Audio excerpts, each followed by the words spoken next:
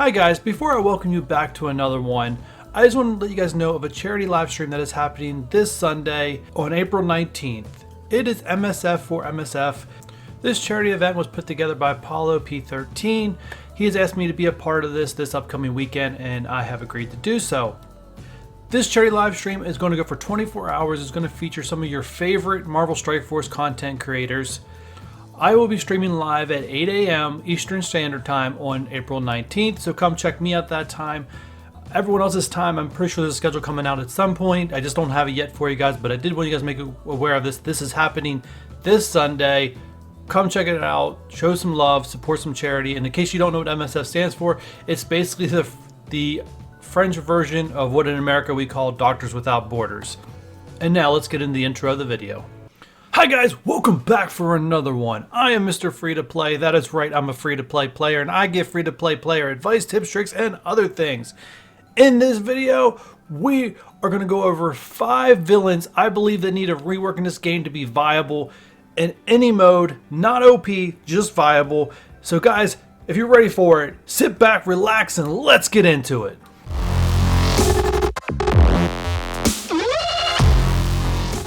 Alright, before we jump into number 5, I just want you guys to know kind of how I handled this one. So I'm looking at characters that were once viable or have never been viable and actually trying to make them viable again. They're not to be OP, they're just meant to be that middle line, a little above that little middle line in the game where they can get something done, they're actually find value in them, but yet they're not OP, they're not the new meta, because old characters are not supposed to be the meta in this game. That's the whole entire reason for power creep, but just to make them viable and make people want to use them again. So with that said, here are my top 5 villains that need a rework. At number 5, Yondu. First of all, there's only 4 Ravengers in the game, so I think it's very viable to make a rework of Yondu when they introduce a 5th Ravenger. Who that 5th Ravenger is, I have no idea. I had to do research on Yondu as I was putting him on my list, and it turns out the guy was actually a good guy in Marvel Comics up until the Guardians of the Galaxy movie was released, and then there was a new comic book release which made him the villain leader of the Ravengers. So yeah, I tried to find a 5th member that say, hey, bring him to the game. Couldn't find one, at least in the research I did. I'm not a big comic book person. I don't know everything about comic books, so I'm not even going to pretend like I do. But yeah, I think an easy rework with a 5th Ravenger in the game. So the first change I would make to Yondu is focusing on his special. So his special reads, and these are all at max levels, guys, by the way. Summon 1 to 2 Ravenger allies at 340% normal damage and 100% of normal health. Apply offense up to all Ravenger allies for 1 turn. Quite frankly, this should just be changed. At his max level, he should be summoned 3 Ravager allies, no random number, 3.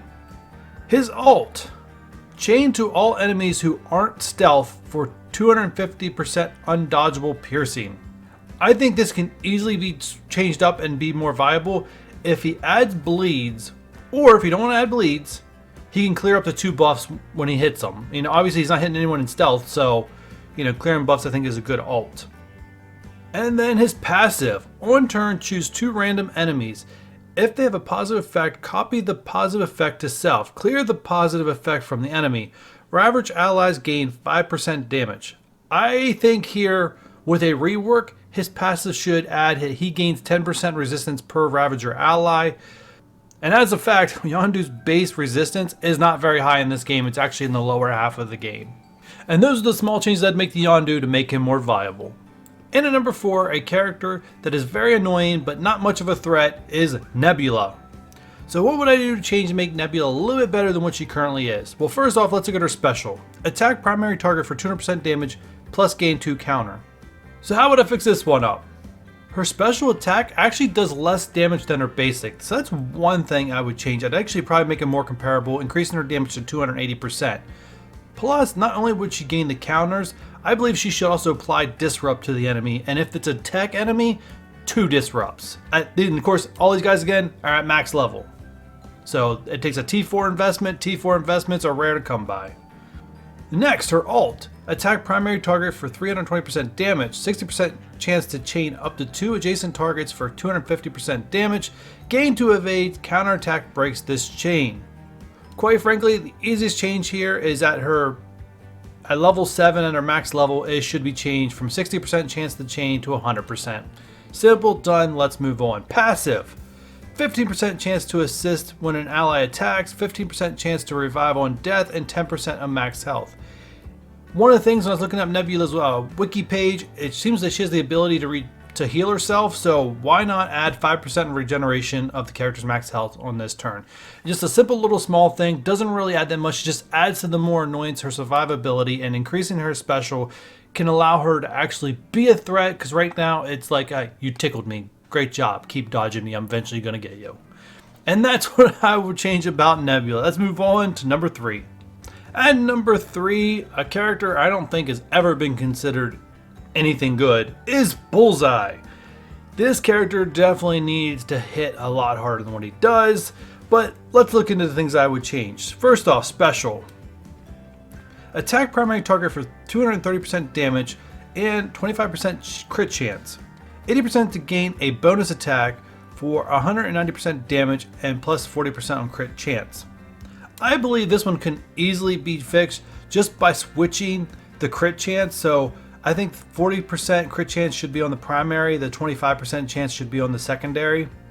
And not only that, when he reaches level 7 with a T4 investment, I believe that his chance for a bonus attack should be 100%. And his ultimate, attack primary target for 550% damage, gain 30% crit chance, and 20% crit damage for this attack. First off, this attack is called Kill Shot. Simple change, boost the crit chance to 50%. This is a 1 in 2 shot that he could actually one-shot somebody. And I think it makes him more dangerous and more people would be more scared of him if this was a thing. And lastly, his passive. Gain 10% accuracy, all allies gain 10% accuracy, merc allies gain 10% crit damage.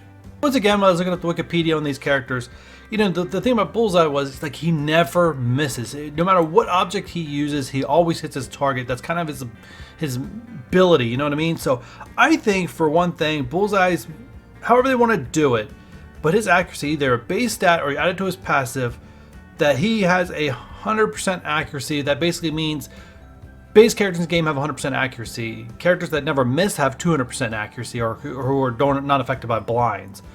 I think at a max level, he should have 200% accuracy, which he never misses an attack, even if a blind is applied. That's my opinion. That's my theory. But anyways, that is Bullseye, and let's move in to number 2. Alright, at number 2, this is probably me wishful thinking just because he's the only character I have with 6 red stars, Winter Soldier. So first off, let's look at his base stats. So first off, to understand base stats, there are 130 tunes currently in the game.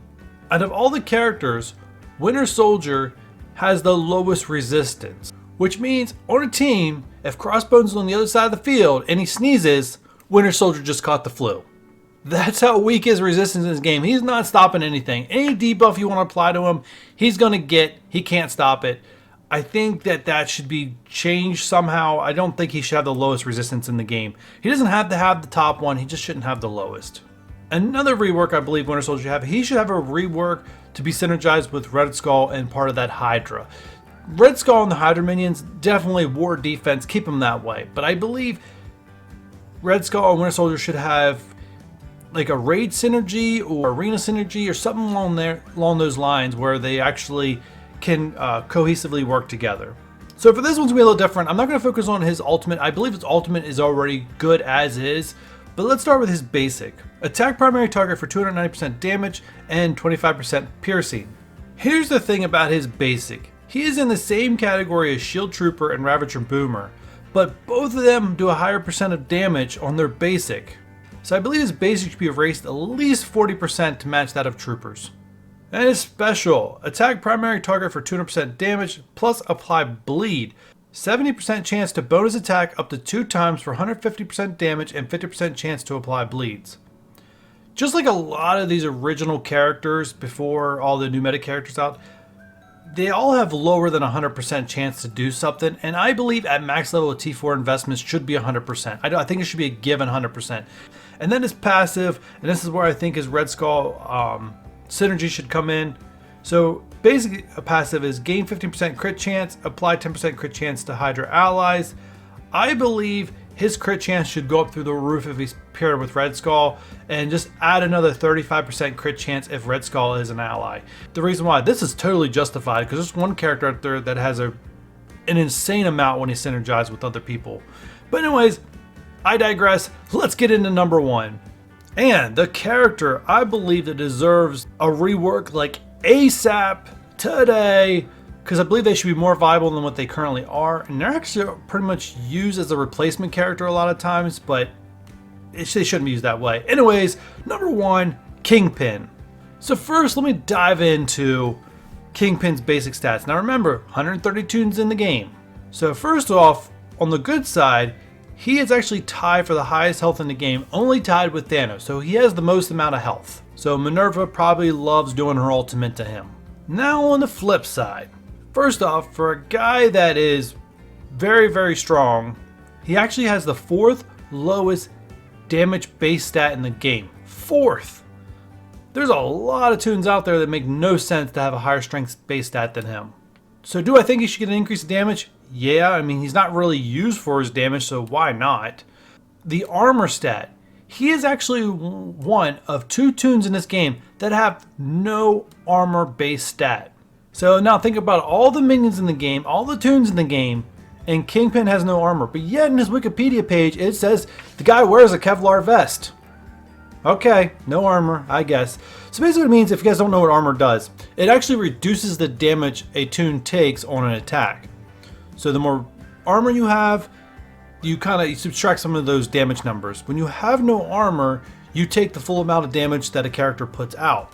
Now some things ignore armor, like piercing and stuff like that, but that's basically how it works. So, I mean, you guys can let me know your opinion, but I believe he should have armor, at least a decent amount. And tied with high health, which makes him a huge tank in this game. He should be a huge tank in this game. He's a mastermind. Alright, now jumping into his basic. Attack primary target for 270% damage, 50% chance to gain an assist. So I believe his basic should be left as is. I have no problems with it. But what I would change to it is I would add 100% assists from any city villains. I think that's how it should work. I mean, he's a mastermind after all. The only exclusion on this is if there's a way for them to exclude symbiotes. I don't think he should be paired with Venom and Carnage, but I think all other city villains is a good to go. And then his special, summon 2 to 3 bodyguards. Well, I think this should simply be changed to guarantee 3 bodyguards at max level. I don't think the bodyguards are that annoying. They do have taunt, but at max level, he should have 3. Alright, and then his passive. At the start of each villain ally's turn, 25% chance for an ally to gain team attack for that turn.